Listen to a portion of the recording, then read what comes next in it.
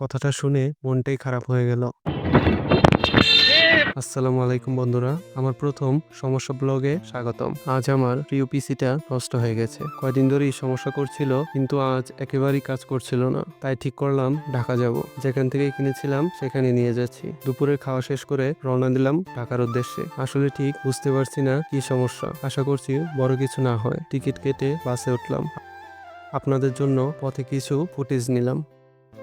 সত্যি বলছি, ব্রিজ থেকে নদীর পাড় দেখতে সত্যি অসাধারণ ভালো লাগে। এভাবেই ঢাকায় পৌঁছে গেলাম। বাসে ভিড় ছিল, তাই ভাবলাম রিক্সা নিব। ফুটেজও ভালো আসবে আর আরামদায়কও হবে। আজকের আবহাওয়া দারুণ, হালকা ঠান্ডা বাতাস বইতেছিল। রিক্সায় বসে ঢাকা শহরের রাস্তা আর আশেপাশের দৃশ্য দেখতে বেশ ভালো লাগছিল। যদিও শব্দ গোলমালও ছিল প্রচুর।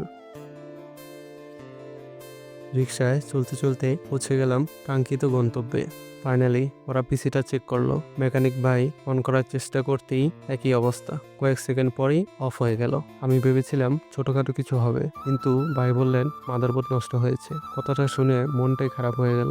ভাই বললেন পিসি রেখে যেতে হবে, 7 দিন সময় লাগবে, ওয়ারেন্টি আছে, তাই আশা করছি ঠিক মতো করে দিবে। যদিও মনে হয় সময় একটু বেশি লাগতে পারে। মালিকের সাথে কথা বললাম, যদি নতুন মাদারবোর্ড কিনতে চাই এটার সাথে কত টাকা ভরতে হবে। দোকানের মালিক জবাবে একটি বড় অ্যামাউন্ট বলল।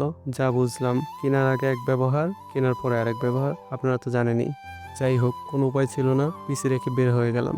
বিরক্ত লাগছিল, তাই গেলাম লাচ্ছি খেতে। দোকানের নাম জানি না, মনে হলো ছানা লাচ্ছি ছিল। দাম নিল 60 টাকা। খেয়ে মাথাটা একটু ঠান্ডা হলো। কাছেই নিউ মার্কেট, ভাবলাম যাই ঘুরে আসি। অনেক ভিড় ছিল, ভাবলাম নিজের জন্য কিছু কিনে নেই। খুঁজে খুঁজে দুটা শার্ট পছন্দ হলো, তাই কিনে নিলাম। বাস ধরতে চাইলাম, কিন্তু সব বাসই প্রায় ভর্তি। তাই আবারও রিক্সা নিলাম। আজকের হাওয়া এত সুন্দর লাগছিল যে তাই ভাবলাম আপনাদের জন্য আরো কিছু ফুটেজ নেই। ফুটেজ নিতে নিতে আমার হাত থেকে ব্যাগটাই পড়ে গেল। তবে সৌভাগ্যবান ছিলাম, কিছু হারায়নি। সাইনবোর্ডে এসে বাস না পেয়ে উঠলাম অটো রিক্সায়। রিক্সা আর অটোর যাত্রা প্রায় একই রকম লাগছিল, হয়তো আবহাওয়ার জন্য। ভাবলাম আজ অনেক কিছুর সাওয়ারি হয়েছে, এবার লঞ্চে করে ফিরি, হাওয়া আর নদীর সৌন্দর্য উপভোগ করব। তাই চলে গেলাম লঞ্চ ঘাটে। চলে আসলাম, লঞ্চ তখনও ছাড়েনি। যাত্রী আসতেছিল বলে দেরি হচ্ছিল। এটাই শেষ লঞ্চ, তাই দেরি হওয়াটাই স্বাভাবিক। অন্ধকার থাকলেও যতটা পারলাম কিছু সুন্দর ফুটেজ নিলাম। ছোট ছোট নৌকা দেখে মনে হলো 90 দশকে ফিরে গেছি। লঞ্চের হাওয়া আর সুন্দর দৃশ্য সারাদিনের ক্লান্তি দূর করে দিল।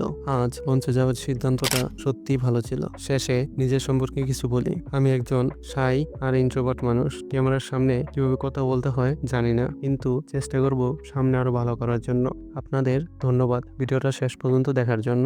পরের ভিডিওতে দেখা হবে। আল্লাহ হাফেজ।